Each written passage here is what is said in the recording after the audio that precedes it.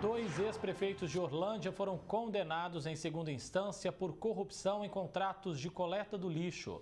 A decisão, que ainda cabe recurso, deixam os ex-chefes do executivo inelegíveis. Alvos da Operação Remily em 2020, os dois ex-prefeitos de Orlândia, Oswaldo Luiz Junqueira e Rodolfo Tardelli Meirelles, foram condenados a 2 anos e 6 meses de prisão em regime aberto, mais pagamento de multa por corrupção passiva. Para o Tribunal de Justiça de São Paulo, não restam dúvidas de que os ex-chefes do Executivo agiram de má-fé.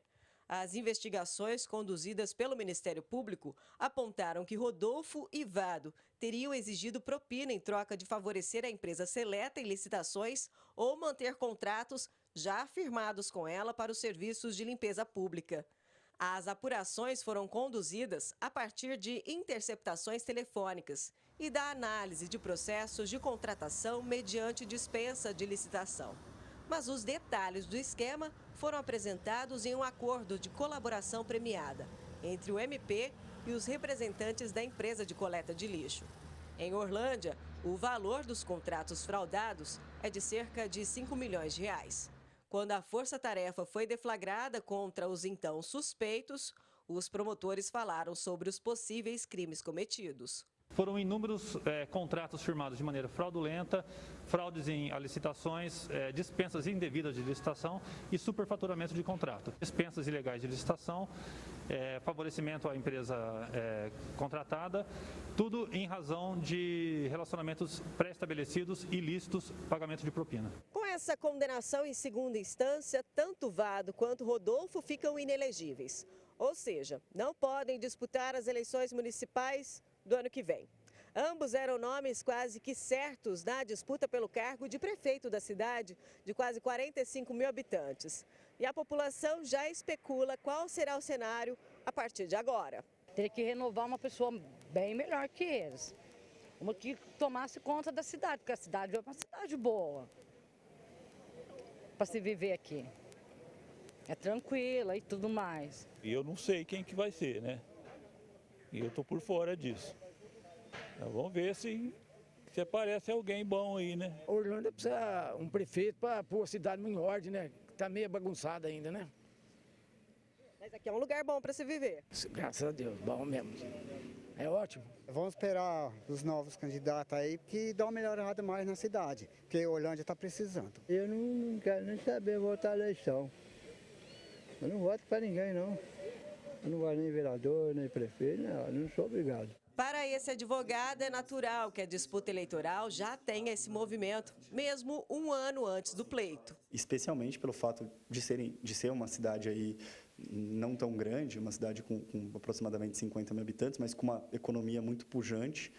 Toda e qualquer movimentação política dessa natureza causa alvoroço na cidade, na economia e em todos os diferentes setores aí que estejam relacionados à política. Mas Cirino ainda explica que tudo pode ser revertido, porque a decisão do tribunal ainda cabe recurso. Especialmente o Superior Tribunal de Justiça e o Supremo Tribunal Federal. E são essas instâncias que, mesmo antes do julgamento definitivo dos recursos, podem tirar a aplicação imediata dessa decisão para fins eleitorais. Vale dizer, STJ e STF, se observados os requisitos previstos lá no artigo 26C da Lei da Ficha Limpa, podem entender que, para fins dessa condenação, esses réus ainda não se tornam inelegíveis, desde que observados os requisitos da Lei de Ficha Limpa. Ximena Osório, de Orlândia, para o Jornal da Clube.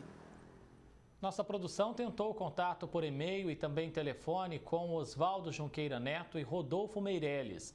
A defesa do Vado disse que irá recorrer. A de Rodolfo não respondeu às nossas solicitações. A condenação desses dois ex-prefeitos é apenas uma parte dos trabalhos recentes do GAECO de Franca. Nós ouvimos o promotor Rafael Piola, que coordenou operações na nossa macro-região. Ele garante que muito ainda pode acontecer no combate contra a corrupção.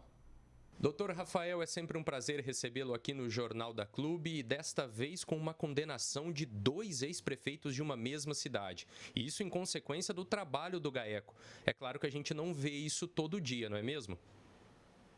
Boa tarde. Realmente, por uma boa causa, trazer aqui para vocês essa decisão que vem ao encontro aí do que o GAECO vem trabalhando nos últimos anos, de combater a corrupção, fraudes licitatórias, todo tipo de criminalidade que envolve o poder público nos municípios da nossa região.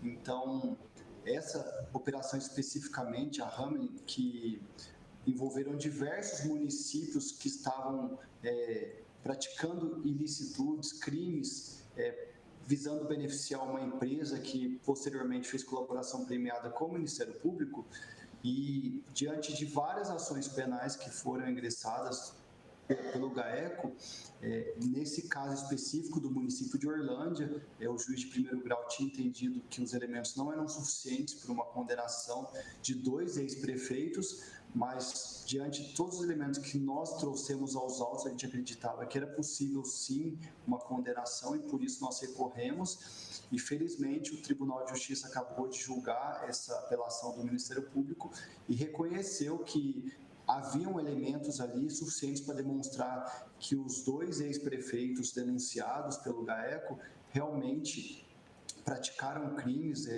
de corrupção e, portanto, eles foram condenados. Então, é um reconhecimento aí do trabalho que vem sendo feito e que isso sirva de exemplo, né, que a gente tem algumas situações adversas, às vezes, no caminho, uma decisão de primeira instância que não é favorável à população, à sociedade, mas a gente vai estar sempre lutando, sempre tentando reverter essas decisões e nesse caso específico nós conseguimos e hoje nós temos aí uma condenação de 2 ex-prefeitos por esse grave crime de corrupção.